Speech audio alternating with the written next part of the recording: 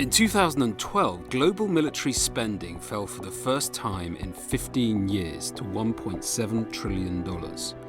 The defense industry knows it's time to get creative. Well, one of the most often quotes that you'll hear from Churchill is, now that we've spent all our money, now we have to start thinking. And I think industry has to be within that thought process. And the defense industry needs to take a proactive role. It must show that it can supply ideas as well as products. And some of these new ideas can come straight from the end users in the battlefield. We spend a lot of time with our customers, the warfighters, when they come back from areas like Afghanistan where they're using our products. For example, the Chinook helicopter. Every time a unit rotates back, we send teams out to sit down with them and hear from them directly what is happening with the helicopter. How do we improve the helicopter? How do we make it safer for you and your crew to operate? In Lockheed Martin, almost 25% of our workforce is they're veterans. They've worn the uniform, they've been the war fighters.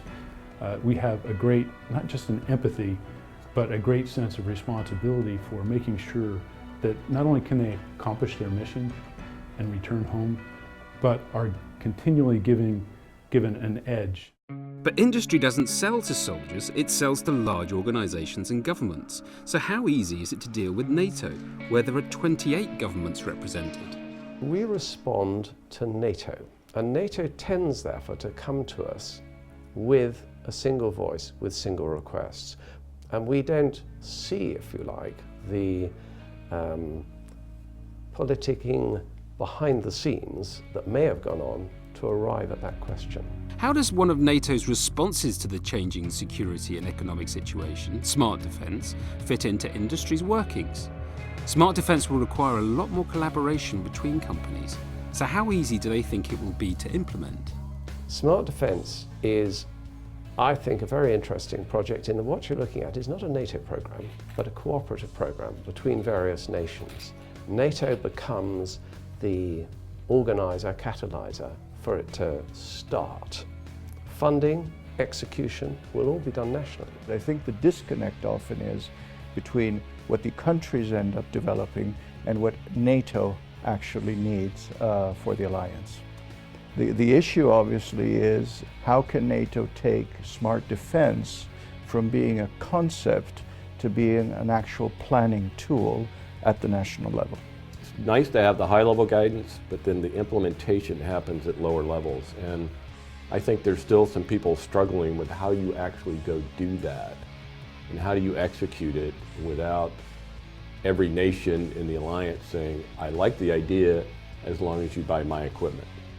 And so we have to get past that. I've not met anyone who doesn't at least ascribe to the philosophy around smart defense, but there are many practical barriers. So what are the obstacles to making it happen, and happen quickly? The existing structure of international trade regulations, mostly built from a Cold War mentality, is somewhat out of alignment with the whole notion of smart defense. The biggest nut to crack there really isn't individual intentions or goodwill, it's the ability to share information effectively so that it doesn't drive cost up or extend schedules, because all that costs more money. But NATO's influence in the defence industry is increasing, and that may help it play a bigger role in the future. Companies like ours who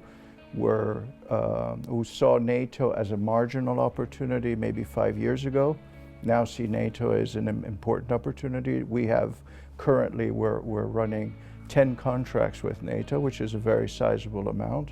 NATO represents probably our third or fourth largest customer in the world, which is a lot different than where it was a few years back.